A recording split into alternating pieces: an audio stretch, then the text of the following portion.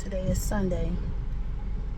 I have a quick point of gratitude that I wasn't going to share, but I'm going to do it. It seemed small when I looked at it the wrong way. I'm like, why would I record about that? But I realized it's actually big for me. It's so random. It can seem random unless you can relate, but I noticed years ago, several years ago, but I feel like it was sometime after I moved back from Chicago. I noticed that when I go down the stairs, I have to be looking at the bottom stair before I can step onto the ground, like whatever the level is. And I'm like, that's weird. Let me try and do that without looking. And for whatever reason, if I'm not looking at my feet go from the last step to the ground or whatever the little floor is, my brain starts to panic.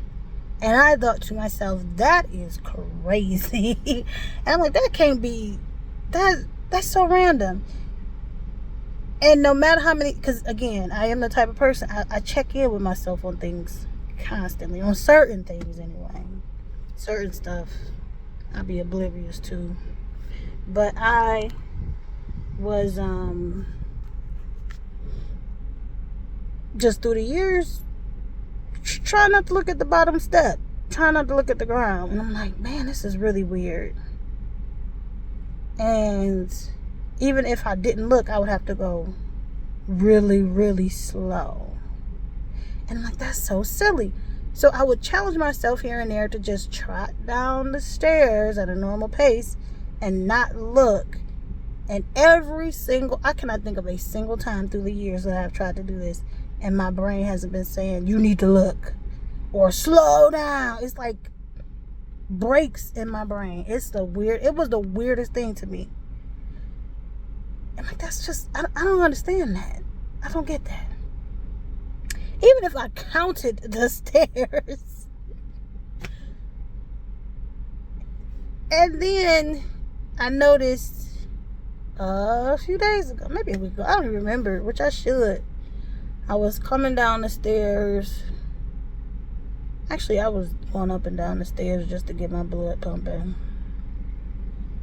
Because sometimes I feel like my blood literally just don't be moving the way it needs to. My circulation just be tripping. So I was just like, let me just go up and down the stairs a couple times. And when I got to the landing, I don't always necessarily have to look at the landing because I'm on the top floor. It's kind of weird. One of the landings is a step, and then one is not. It doesn't matter. By the time I got down to the bottom by my side door, I realized I didn't look. I'm like, that's so strange. So I'm like, let me test this intentionally. I went up the stairs and I came down, and on the landing I didn't really look, but I'm like, okay, maybe that's just the landing. Maybe I don't always look because I didn't really factor that. It's usually just the last step. And I got down to the bottom of the steps without looking, without slowing down, and without feeling the brakes going off in my brain telling me something was wrong. And that could seem small, but for me that's huge because I know through the years I have challenged myself to do this and could not do it. And now, I've been doing it every day since. Like, what is... So I'm sharing it because, again, I have a specific list of things that I believe in God to do, and some things that I'm working on and working with Him on, because I'm committed to not just be doing these things in my own strength anymore. And this just wasn't one of those things on the list. But it is one of the things that have bothered me because I didn't understand it. I didn't understand why my brain was so against me just getting to hitting the floor, just coming off that last step without looking. This is a thing I haven't Googled either. A lot of stuff I be Googling. Like, why would a person do that? What's happening in your brain when this happens? I didn't even Google this. I just thought it was so wild. And It bothered me. Not in a massive way, but it just was a question mark to me and an exclamation mark because it was strange. So for it to just be gone, I'm like, what? What the heck? What is really going on? But it's a reminder that, it's an encouraging reminder that God is doing a work in me and that I am healing.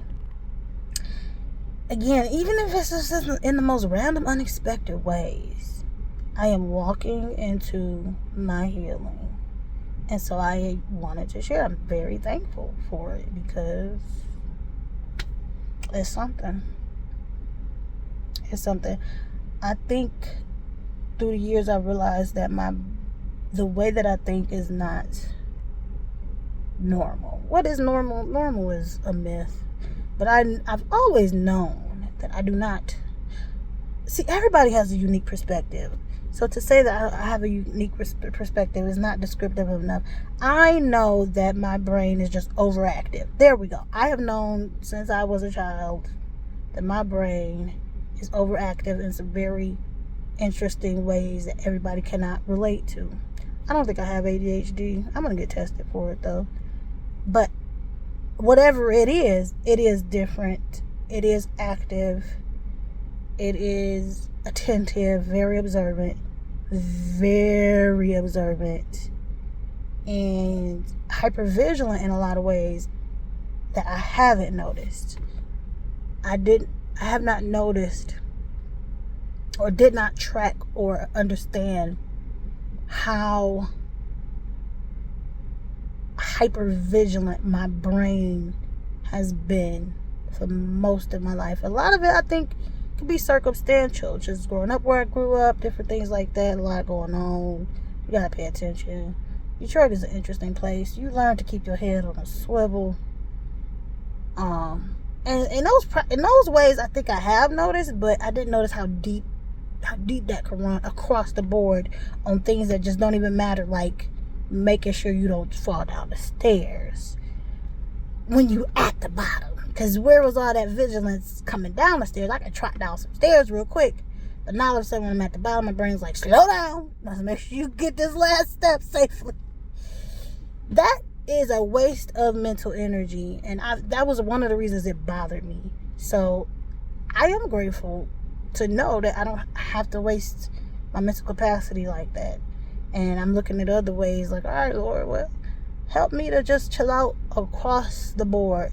I'm grateful for these small, it's not small, but what can seem insignificant little lessons and breakthroughs, because it is a reminder that even the way that I think can heal in unexpected and surprising ways. So you watch this whole thing, just open your eyes and look around. It may be some things that God is doing for you that you might not have been asking for lately, but that are important to you. And those things can encourage you if you really pay attention to how God is moving and how he's working in you and how, things may be, changing and adjusting. So stay encouraged. Keep your eyes open to see the work of the Lord. Stop just looking at everything that's going wrong and look at him and look at what he's doing. Look at the things that you realize, like, wait a minute, that could only be God.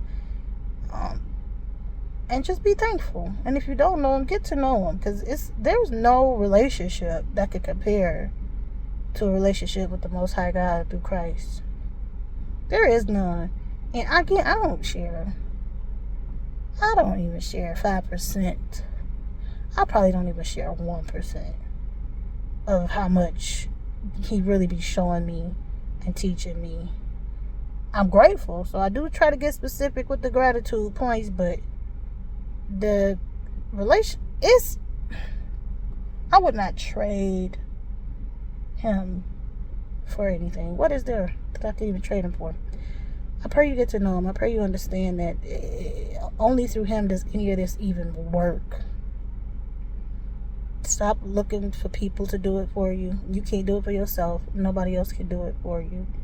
You need the perfect love of the Most High God. There's no man, no woman, no job, no amount of money. There's no city you can live in, no car you can drive. There's having children won't do it. all the admiration in the world. There's absolutely nothing in this world that can replace or substitute the love of our Heavenly Father. I pray that you will get to know that love, because that love came down personified as Jesus and did a work of love that you can unpack day by day and just be fed from. So I pray you will get to know him. All right, stay encouraged.